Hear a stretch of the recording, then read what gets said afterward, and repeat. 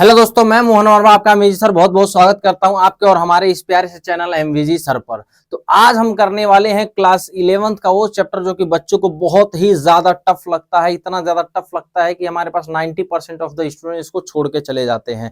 तो आइए, उस चैप्टर का नाम है इक्विलिब्रियम। तो आज हमारे पास पिछली बार हमने किया था केमिकल इक्विलिब्रियम, आज हम करने वाले हैं आयोनिक इक्विलिब्रियम करने जा रहे हैं। तो आयोनिक इक्विलिब्रियम में हम क्या करेंगे? आयनिक इक्विलिब्रियम में हम करेंगे जितने भी पीवाईक्यू आए हुए नीट 38 ईयर प्रीवियस ईयर में, जितने भी 38 ईयर में पीवाईक्यू आए हुए हैं आयोनिक इक्विलिब्रियम से, इस हमारे पास लेक्चर में इस सीरीज के अंदर हम टोटल कवर करने वाले हैं। और इस सीरीज का हमारे पास पहला लेक्चर है तो हमारे पास कहेंगे एनसी, हमारे पास क्या NEET quiz, NEET PYQ quiz number 1 है। ठीक है जी।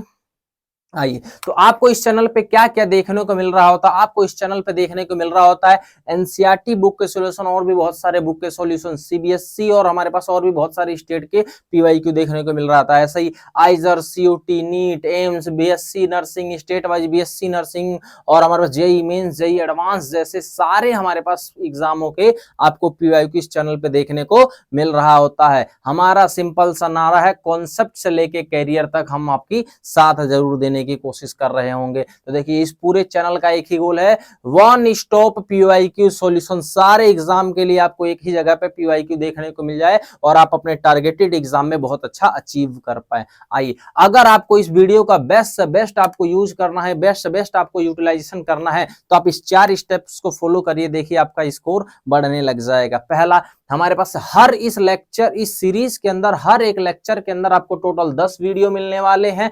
हर एक क्वेश्चन आपको +4 नंबर, सही क्वेश्चन आपको +4 नंबर देगा और आप गलत कर रहे हैं तो -1 नंबर दिया जाएगा और आपने छोड़ दिया तो इसको 0 नंबर से कंसीडर करना है। आइए, और इसको अटेम्प्ट करना कैसे है? सबसे पहले आप वीडियो को पॉज करिए, खुद से सॉल्व करिए और जो भी आपका स्कोर आया है, जितना आपने सही किया है, गलत किया है या छोड़ा हुआ है, उसके हिसाब से अपना इसको कैलकुलेट करिए। और तीसरा स्टेप क्या होता है? सेल्फ इवेल्युएट करिए। जो भी आपका स्कोर आया है उसको आप आउट ऑफ 40 में रैंक करेंगे कि आपके कितने नंबर हमारे पास बन रहे होंगे आउट ऑफ 40 के अंदर। जो भी आपसे हमारे पास कमेंट आपको करना है, जितने भी नंबर आपके बन रहे होंगे वो आप हमें कमेंट बॉक्स में अपना नाम और नंबर कितना आया आउट ऑफ 40 जरूर बताइएगा हमें, ताकि हम आपसे ज्यादा कनेक्ट रह पाए। और अगला, जो भी हमारे पास आपको टफ क्वेश्चन दिखे उसको जरूर नोट डाउन करना है। उसके लिए थोड़ा सा आपको ज्यादा प्रिपेयर रहना है, क्योंकि क्रीम वाला पार्ट तो आपने कर लिया है, अब आपको मेहनत करने की बारी है।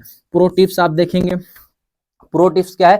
जितने भी आपसे क्वेश्चन नहीं हुआ है या जो आपसे डाउट रह गए हैं, आपको समझ में नहीं आया है, उस क्वेश्चनों के लिए एक नया नोटबुक बनाइए। उस नए नोटबुक में सिर्फ वो क्वेश्चन लिखिए जिसमें आपको डाउट आया है, जो आपसे सॉल्व नहीं हुआ है। उस क्वेश्चनों पर मेहनत करिए ताकि एग्जाम टाइम में आपको यही मदद करेंगे। अगर क्वेश्चन अगर जो नहीं आया तो उसको रिप्ले करके देखिए, कहीं ऐसा तो नहीं है कि आपसे कोई एक सिली मिस्टेक्स हो गया है जिसकी वजह से क्वेश्चन गलत हो गया है। क्वेश्चन गलत होने के बहुत सारे पैरामीटर्स होते हैं, आप अपने आप को जज करिए कि वो क्वेश्चन आपसे क्यों गलत हुआ है। और तीसरा हमारे पास क्या है? सबसे इंपॉर्टेंट बात है, नीट के एग्जाम के लिए आपको कंसिस्टेंट रहना पड़ेगा। आपसे नंबर नहीं आएंगे फिर भी आपको मेहनत करना पड़ेगा, आपको हर बार मेहनत करना पड़ेगा। आप जितनी बार मेहनत करोगे उतनी बार आपको लगेगा कि हाँ आप कर देंगे, लेकिन फिर एक ऐसा क्वेश्चन आएगा, फिर आपका पूरा कॉन्फिडेंस बूस्ट अप जो भी हुआ होगा उसको खत्म कर देगा। फिर हमें एक नया कॉन्फिडेंस उठाना है, फिर उसको सॉल्व करना है। और जितना बेहतरीन हम क्वेश्चन को सॉल्व कर पाएंगे उतना हम जरूर कहीं ना कहीं लाई जरूर कर देंगे, रैंक बढ़िया आ जाएगा हमारा। ठीक है जी। आइए, और आपको इस जितने भी आपको हमारे पास कोई भी नोट्स हो गया, सॉल्यूशन हो गया, पीडीएफ हो गया, आप कुछ भी आपको अगर जो चाहिए होता है, जो भी आपको पीडीएफ फॉर्म में, वो हमारे पास टेलीग्राम चैनल पे मिलता है एमवीजी सर के नाम से, व्हाट्सएप चैनल पे मिलता है एमवीजी सर के नाम से, और हमारे खुद के वेबसाइट पे भी आपको देखने को मिल जाता है। ये सारे आपको पीडीएफ वगैरह आपको, और हर बार कोशिश जरूर करना है कि हर बार हमारे पास जो भी डिस्क्रिप्शन में जरूर ध्यान दीजिएगा कि बहुत सारी ऐसी चीजें होती है जो डिस्क्रिप्शन में लिख देते हैं। आइए, अगर आप हमारे इस काम को और हमारे मुहिम को सपोर्ट करना चाहते हैं तो आपके लिए है हमारे पास, अगर जो आप सपोर्ट करना चाहते हो तो बहुत अच्छा है, नहीं तो अगर ये वाला भी कर देंगे तो मेरे लिए बहुत ज्यादा बेनिफिशियल लगेगा। क्योंकि यूट्यूब पे ऐसा है कि देखो, नए टीचरों को तो हमारे पास कोई भी रिस्पेक्ट नहीं मिलता है, ये बात तो मैंने देख लिया। मेरे वीडियो पे हमारे पास कितने व्यू आते हैं? 4-5 व्यू आते हैं, और वो भी 4-5 हम ही लोग देख रहे होते हैं। ठीक है जी। तो उम्मीद है कि आप लोग इसमें कर देंगे, बाकी हम अपना काम कर ही रहे हैं। आइए स्टार्ट करते हैं। क्वेश्चन हमारे पास क्या कहा जा रहा है। क्वेश्चन ये कह रहा है conjugate base for the Bronsted acid H2 and HFR। हमारे पास बताना है कि हमारे पास H2O और HF के लिए कॉन्जुगेट बेस क्या है। तो देखिए कौन इसका थोड़ा कंसेप्ट समझ लीजिए। देखिए ये है वाटर, तो हमारे पास ब्रोंस्टन ने बताया था अगर हम कभी भी हाइड्रोजन से हाइड्रोजन निकालते हैं एक्वस, अगर कोई भी हमारे पास कंपाउंड जाके H+ रिलीज करता है तो ये हमारे पास H+ यहां निकाल देंगे, क्या बन जाएगा इधर, तो ये क्या बन जाएगा कॉन्जुगेट हमारे पास क्या बन जाएगा, ये हमारे पास H+ रिलीज कर रहा है तो ये क्या बन जाएगा जी, हमारे पास ये बन जाएगा बेस बन जाएगा कॉन्जुगेट एसिड। क्या है कॉन्जुगेट बेस। फिर हमसे क्या पूछा हो कॉन्जुगेट बेस पूछना है, तो हमारे पास H+ जो कि वाटर के अंदर रिलीज कर देगा, तो हमारे पास जो रिलीज करेगा तो उसको क्या कहते हैं हमारे पास बेस कहते हैं। तो इसको क्या कहना है बेस, कॉन्जुगेट बेस ये होता है। अगर ये एक्सेप्ट कर लिया होता है माइनस, अगर यही इसने एक्सेप्ट कर दिया होता तो जो भी एसिड H+ एक्सेप्ट करता है उसको क्या कहते हैं एसिड। तो हमारे पास H3O+, तो इसको कहेंगे कॉन्जुगेट एसिड कहलाएगा। समझ में? अगर H+ रिलीज करता है तो उसको क्या कहते हैं कॉन्जुगेट बेस कहते हैं, और H+ अगर जो गेन करता है तो उसको कहता है कॉन्जुगेट एसिड कहते हैं। और ऐसे ही HF के लिए देखिए, अगर ये HF ने क्या किया, अगर इसने रिलीज किया H+ आयंस को रिलीज कर दिया तो F नेगेटिव बनाएगा, जिसको क्या कहेंगे कॉन्जुगेट बेस कहेंगे। अगर इसने गेन कर लिया हमारे पास H+ को, अगर हमने इसने गेन कर लिया तो क्या बन जाएगा H2F पे पॉजिटिव चार्ज आएगा, इसको क्या कहेंगे कॉन्जुगेट एसिड कह रहे होंगे। तो हमें क्वेश्चंस के अंदर क्या पूछा हुआ है कि जो भी आपके पास ये ब्रोंस्टेंट हमारे पास जो भी दिया हुआ है, ये दोनों वाटर और रे, इसके लिए क्या बताना है कॉन्जुगेट बेस। तो आप ये देखने के आ रहा होगा OH- और F नेगेटिव, तो ऐसा ऑप्शन हमें ऑप्शन सी में देखने को मिल रहा, तो ये हमारे पास सही हो जाएगा। सही बात है क्या जी? हाँ जी, बहुत अच्छा।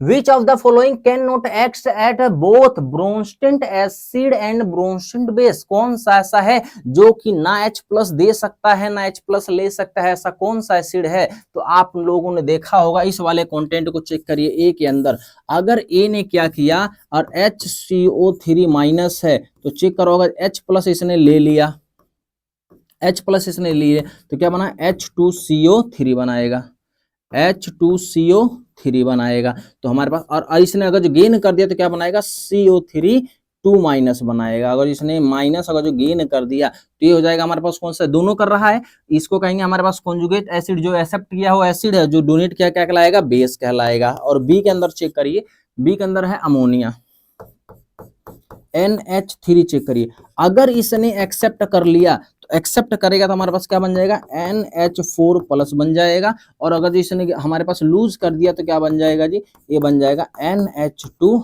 बन जाएगा। समझ में? एक्सेप्ट कर दिया तो एसिड और डोनेट कर दिया तो कॉन्जुगेट बेस कहलाएगा।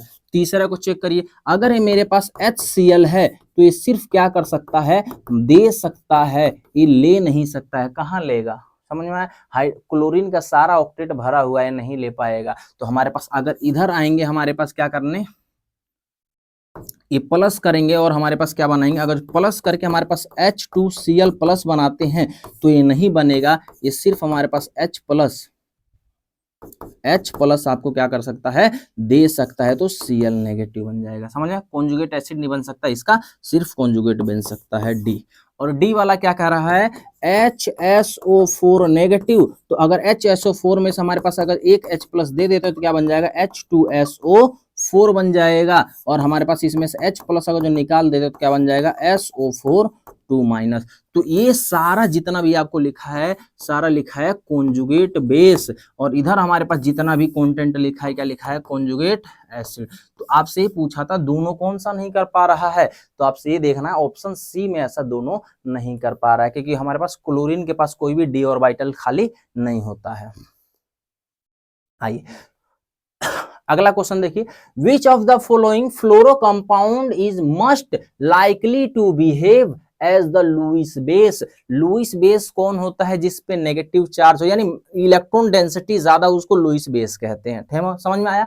अब चेक करिए, इलेक्ट्रॉन हमारे पास इस वाले जिसके पास ज्यादा हो, अगर इसको आप देखेंगे तो इसको आएगा BH3, इस टाइप का है। हालांकि कंपाउंड हमारे पास ऐसे नहीं बनाते हैं, आपको इसका स्ट्रक्चर मैं अच्छे से बना कर दिखा देता हूँ। ये वाला ऐसे एफ, इधर आ गया एफ, इधर आ गया एफ, और हमारे पास पी एफ कैसे बनाएंगे, ये रहा, ये लोन पेयर बचा हुआ है, ये है एफ, ये है एफ, और इधर बन जाएगा एफ, और हमारे पास सी का कितना बन जाएगा, ये रहा एफ, इसका भी एफ, इसका भी एफ, और इसका भी एफ, और हमारे पास एस आई भी 4 बॉन्ड बनाता है, तो एफ एफ एफ और एफ। आप मुझे इस चारों में से चेक करके बताइए, ये आपके ऑप्शन है हमारे पास, आपका ए है और ये बी है और ये है सी और ये है डी है। आप चेक करिए, अगर इसके इलेक्ट्रॉन में 8 ऑक्टेट हमारे पास है तो ये कुछ भी हमारे पास, देखते हैं फिर क्या होता है। इसको चेक करो, ये रहा, इसमें आप चेक करिए, इसके अंदर टोटल कितने इलेक्ट्रॉन है, 6 इलेक्ट्रॉन है। इसके अंदर आप चेक करिए कितने इलेक्ट्रॉन है, इसके हो गए 6 और ये वाला 2, कितने हो गए, 8 इलेक्ट्रॉन इसके हो गए। इस वाले को चेक करो, कार्बन 4 ही बॉन्ड बनाता है, तो इसके कितने हो गए, 8 इलेक्ट्रॉन हो गए। आप इसको चेक करो, ये कितना है,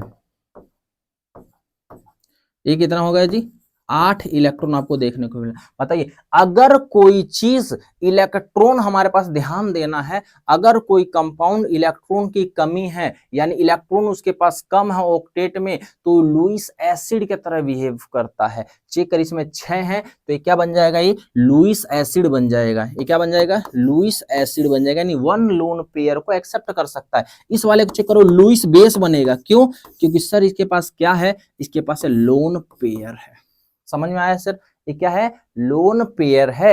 आप इसको चेक करोगे क्या है, ये इसे कुछ भी नहीं करेगा, ना लुईस एसिड है ना लुईस बेस है, फिलहाल ये कुछ भी नहीं करेगा क्योंकि इसका ऑक्टेट पूरा है, कोई दिक्कत नहीं है। और इसका डी ऑर्बिटल्स भी फुलफिल्ड है, क्योंकि 2 वाले का है ना, तो डी पहले ही कंप्लीट हो चुका है। इस वाले को चेक करो, अगर इसमें से तुम बताना चाहोगे तो बताओ क्या है, लुईस एसिड है, लुईस बेस है, क्या है, चेक करके बताओ। बताओ, इसका ऑक्टेट तो पूरा है, इसके पास लोन पेयर है, नहीं है सर, यानी ये कैसे काम नहीं कर सकता है, लुईस बेस के तौर पे काम नहीं कर सकता। ये क्या है, लुईस एसिड। सर ये कैसे हो गया, लुईस एसिड कैसे हो गया, ये कंपाउंड लुईस एसिड। हमने बताना कि लुईस एसिड का मतलब होता है लोन पेयर को एक्सेप्ट करने वाला, और एक्सेप्ट कैसे करेगा, इसके पास क्या है, वैकेंट है, वैकेंट डी ऑर्बिटल है,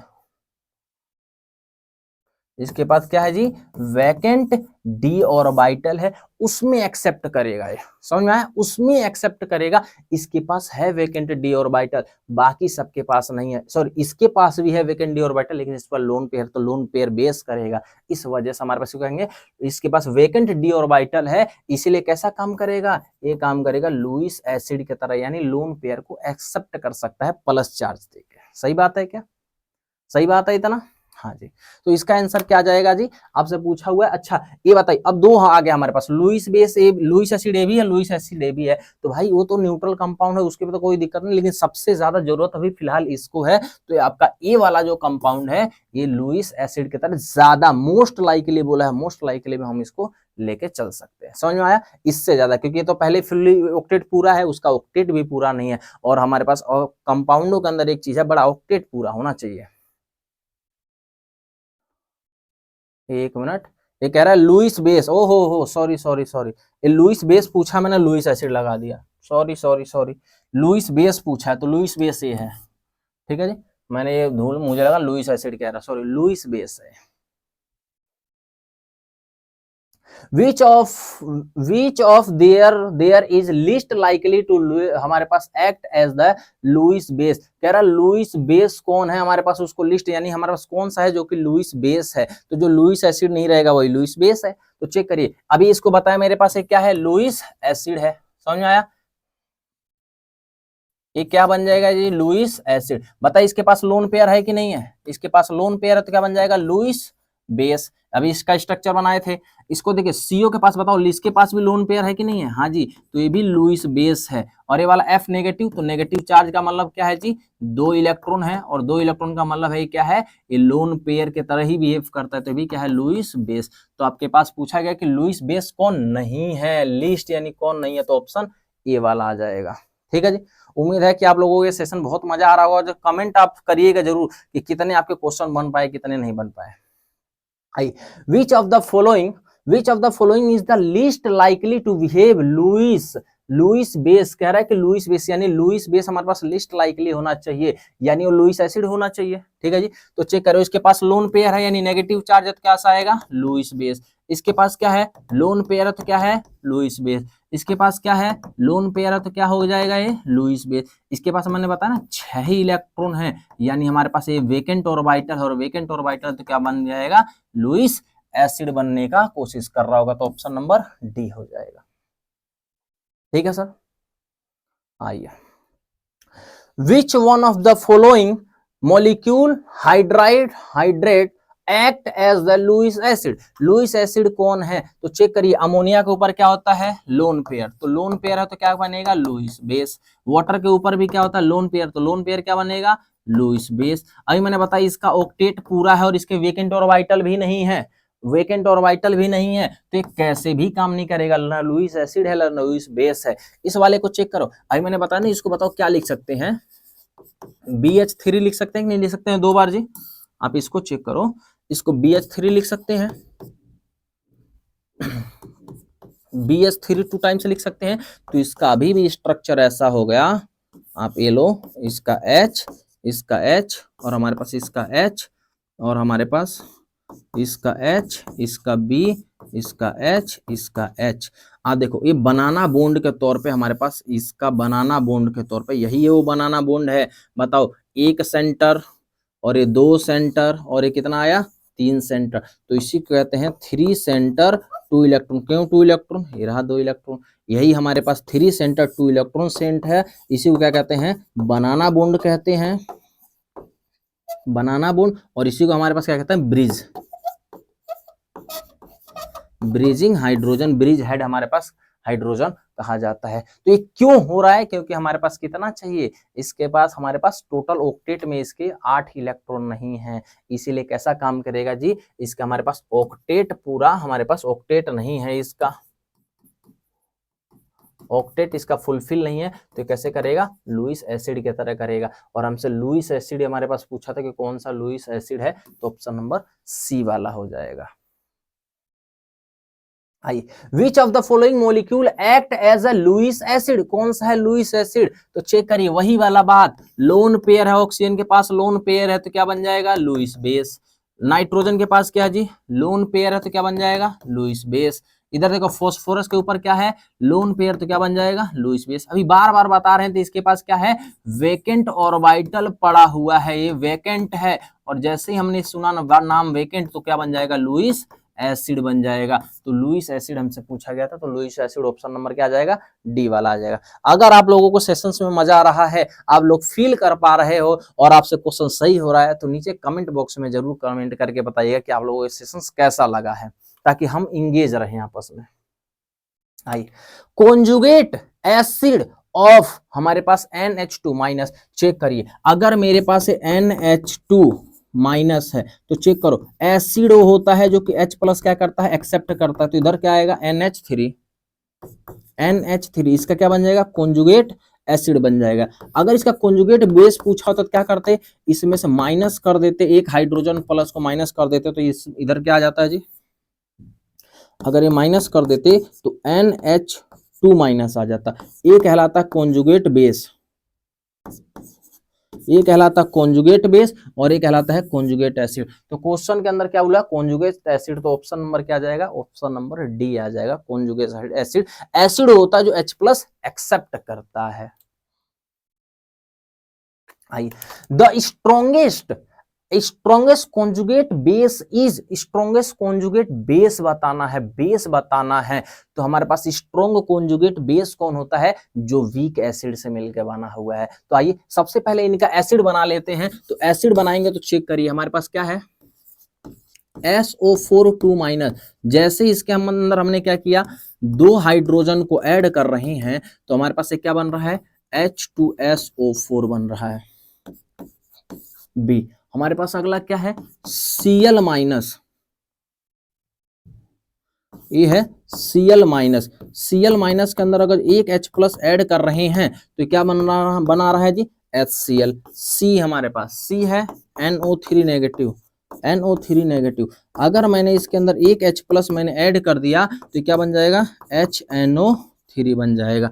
और चौथा के अंदर हमारे पास चेक करिए क्या है, CH3 COO नेगेटिव के अंदर अगर हमने H प्लस को ऐड कर दिया तो क्या बन जाएगा, CH3 COOH। अब देखिए इनमें से कौन ऐसा है जो कि स्ट्रॉन्ग एसिड है या हमारे पास वीक एसिड है, क्योंकि वीक एसिड का हमारे पास यहां पे लिख देता हूं, वीक एसिड का जो हमारे पास कॉन्जुगेट बेस होता है वो ज्यादा होता है। ठीक है जी। अगर किसी का हमारे पास, अगर देखो जैसे हमारे पास वीक एसिड है तो वीक एसिड तो इसका स्ट्रॉन्ग कॉन्जुगेट बेस क्या होगा, CO माइनस हो जाएगा। अगर हमारे पास कॉन्जुगेट एसिड में अगर H प्लस हम देते हैं तो उसका जो कॉन्जुगेट बेस बना, सॉरी ये वाला जो कंपाउंड बन जाएगा वो ज्यादा वीक हो जाएगा। तो देखिए कह रहा है स्ट्रॉन्ग कॉन्जुगेट बेस कौन है, स्ट्रॉन्ग कॉन्जुगेट बेस कौन है जिसका एसिड वीक होगा। तो इन सब में से अब आप एसिड वीक चेक करोगे तो ऑप्शन नंबर डी वाला वीक एसिड कौन है हमारे पास क्या है, इथेनोइक एसिड, यानी एसिटिक एसिड हमारे पास वीक एसिड आएगा। स्ट्रॉन्ग कॉन्जुगेट बेस पूछा है तो इसको क्या चेक करेंगे, एसिड बना के चेक करेंगे एसिड कौन सा वीक है, तो वीक एसिड चेक करेंगे। आइए, repetitive use of which one of the following fertiliser would increase the acidity of the soil. हमारे पास कह रहा है इनमें से ऐसा कौन सा है जिसको हमारे पास जो रीजन है सॉइल के एसिडिटी को इंक्रीज करने के लिए, तो चेक करिए अगर मैं ए वाले ऑप्शन को लेके चलूं तो ये क्या है, अमोनियम सल्फेट। तो अमोनियम सल्फेट तो मुझे ऐसा लग रहा है कि NH4 और SO4 यही होता है। बताओ अगर मैं इसको पानी से डाल के तोड़ता हूं, H2O डाल के तोड़ता हूं तो क्या बन जाएगा, NH4OH प्लस में H2SO4। सही बात है जी। और बी वाले को चेक करिए, बी वाले क्या हमारे पास सुपर हमारे पास क्या, फोस्फेट लाइम। तो सुपर फोस्फेट लाइम का फॉर्मूला होता है CaH2PO4 होल ट्वाइस, ये होता है। अगर बताओ अगर मैं इसको H plus H2O water day को तोड़ता हूं तो इससे क्या बनता है, CaOH होल ट्वाइस प्लस में H3PO4 ये बनता है। समझ में आया? अभी बस करते रहो बस। सी चेक करो, यूरिया, और यूरिया का फॉर्मूला कितना होता है, NH2CO ये फॉर्मूला होता है जो कि डिकम्पोज होता है बाद में, तो हमारे पास नाइट्रोजन और वाटर मिलता है। समझ में? ये बाद में डिकम्पोज होकर हमारे पास नाइट्रोजन, कहने का मतलब है इसका ऐसे टूटता नहीं है, इसीलिए इसको लिखना रहा, लेकिन ये टूटता नहीं है, कहने का मतलब है।